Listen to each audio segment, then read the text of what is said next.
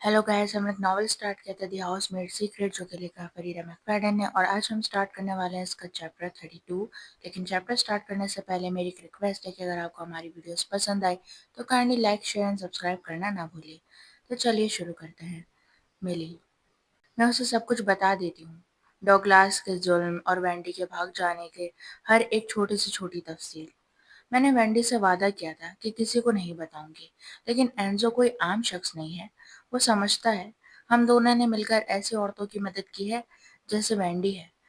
अगर इस पूरी दुनिया में कोई एक शख्स है जिसको मैं ये कहानी बता सकती हूँ तो वो सिर्फ एंजो है। मुझे अपने घर के दरवाजे तक पहुंचने में लगभग पूरी कहानी सुनाने का वक्त लगता है। एंजो ने अब तक कुछ खास नहीं कहा, वो हमेशा ऐसे ही रहता है।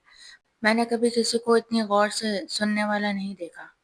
वो इतना तवज्जो से सुनता है कि मैं अक्सर महसूस करती हूँ कि मैं बहुत ज़्यादा समझी जा रही हूँ। लेकिन दूसरी तरफ कभी-कभी मुझे परेशानी होती है कि मैं समझ नहीं पाती वो क्या सोच रहा है।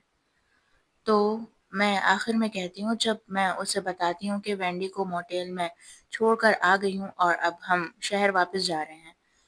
यही था, अब वो महफूज है। एंजो अभी भी खामोश है। शायद, वो आखिर में कहता है। शायद नहीं, वो है। ये आदमी डॉगलास गैरिक, वो कहता है, ये एक ताकतवर और खतरनाक आदमी है। मुझे नहीं लगता कि ये सब इतना आसान होगा। तुम ये सिर्फ इसलिए कह रहे हो क्योंकि मैंने ये अकेले किया। तुम्हें यकीन नहीं कि मैं ये बिना तुम्हारे कर सकती थी। वो मेरे अपार्टमेंट बिल्डिंग के सामने वाली गली में गाड़ी रोकता है। गली अंधेरे में डूबी हुई है। सिर्फ एक कोने पर खड़ा आदमी है जो कुछ पीता नजर आ रहा है, जो कि शायद सिगरेट भी नहीं है। जब मैं इस गली को देखती हूँ, मुझे समझ आता है कि एंजो क्यों मुझे महफूज रखना चाहता था। हालांकि मुझे अभी भी नहीं लगता कि मुझे उसकी जरूरत थी। वो मेरी आंखों में देखता है। मैं मानता हूँ कि तुम कुछ भी कर सकती हो, वो आहिस्ता से कहता है। लेकिन मिली, मैं सिर्फ कह रहा हूँ, एहतियात करना। वैंडी बहुत एहतियात करती है। नहीं, उसकी काली आंखें मुझे घूरती हैं। तुम एहतियात करो। वो चली गई है लेकिन तुम अभी भी यहाँ हो।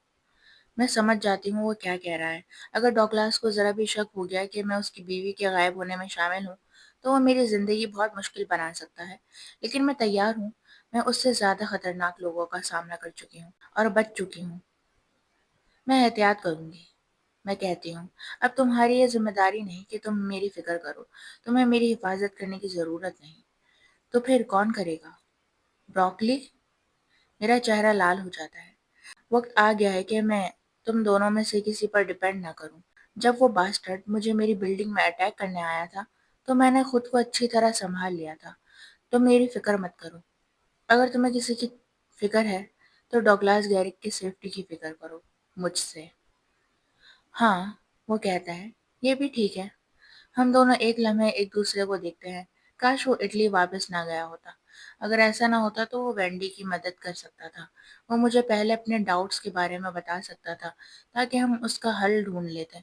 वो उसकी नई आईडी बनवाने में भी मदद कर सकता था ताकि उसके पास जिंदगी के नए ऑप्शंस होते। और फिर मैं आज रात उसके साथ घर जा रही होती, ना कि ब्रोकली के साथ। मेरा मतलब है ब्रॉक। मुझे चलना चाहिए, मैं कहती हूँ। वो धीरे से सर हिलाता है। ठीक है। मैं अपनी सीट बेल्ट खोलती हूँ। हालांकि मुझे गाड़ी से निकलने का दिल नहीं कर रहा होता। तुम्हें मेरा पीछा करना बंद करना होगा। ठीक है, मेरा मतलब है, मैं गुस्से से कहती हूँ। मैं किसी और को डेट कर रही हूँ इस वक्त। तुम मुझे छुप छुप कर देख रहे हो। ये क्रीपी है जरूरत से ज्यादा। तुम्हें ये बंद करना होगा वरना मैं पुलिस को बुला लूंगी या कुछ और। मैं कह चुका हूँ। ठीक है। वो अपने सीने पर हाथ रखता है। वो एक टी शर्ट पहना हुआ होता है उस जैकेट के नीचे, और मुझे दुख के साथ कहना पड़ता है कि उसके मसल्स अब भी वैसे ही हैं।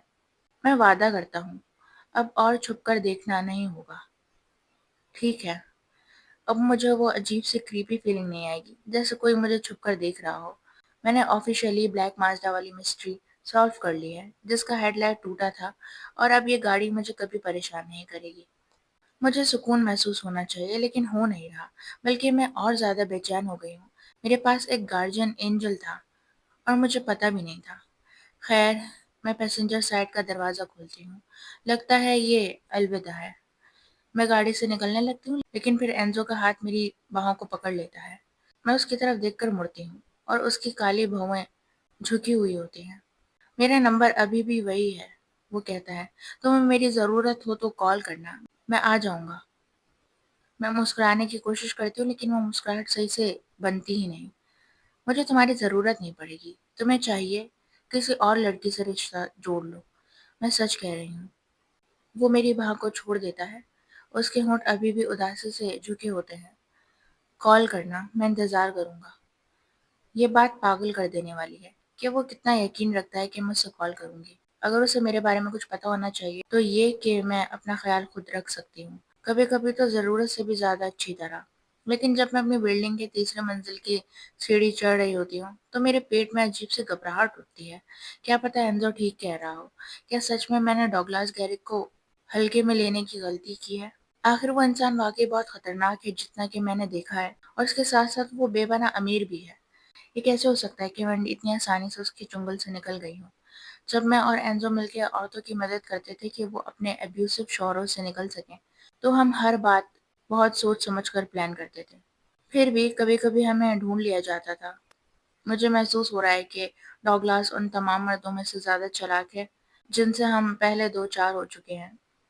اب چاہے مجھے پتا ہے کہ وہ میرے پیچھے گاڑی میں نہیں تھا، لیکن شاید اس کے پاس اپنی بیوی پر نظر رکھنے کے دوسرے طریقے ہیں۔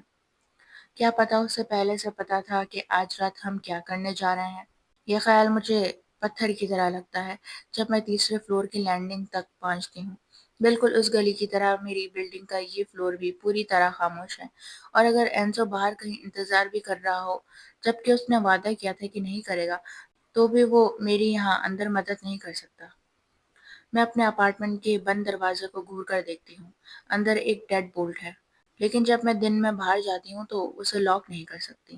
دروازے کا تالا اتنا آسان ہے کہ آسانی سے کھولا جا سکتا ہے، شاید میں بھی کھول سکتی ہوں، لیکن مجھے کبھی اس بات نے پریشان نہیں کیا کیونکہ میرے پاس چرانے لائق کچھ بھی نہیں تھا۔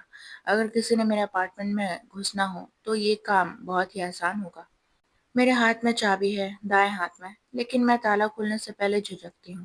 کیا پتا ڈاگلاس واقعی مجھ سے ایک قدم آگے ہو، کیا پتا وہ میرے اپارٹمنٹ کے اندر میرا انتظار کر رہا ہو، تیار ہو مجھے کسی بھی طرح سے منانے کے لیے کہ میں وینڈی کا پتہ اسے بتا دوں۔ جہاں بھی اینزو ہوگا وہ ابھی دور نہیں گیا ہوگا، اس کا نمبر میرے فون میں ابھی تک سیوڈ ہے، میں نے کبھی ڈیلیٹ نہیں کیا۔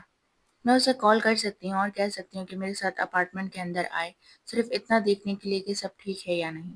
لیکن اس لمبی تقریر کے بعد جو میں نے کی تھی کہ مجھے اس کی ضرورت نہیں، یہ بات میری ایگو کو نیچا دکھائے گی۔ لیکن ایسا میں پہلے بھی کئی بار کر چکی ہوں، ایک اور بار صحیح۔ میں چابی کو اپنی مٹھی میں کس لیتی ہوں، مجھے فیصلہ لینا ہوگا۔ میں اپنے شک و شبہات کو پرے کرتی ہوں اور چابی تالے میں لگاتی ہوں۔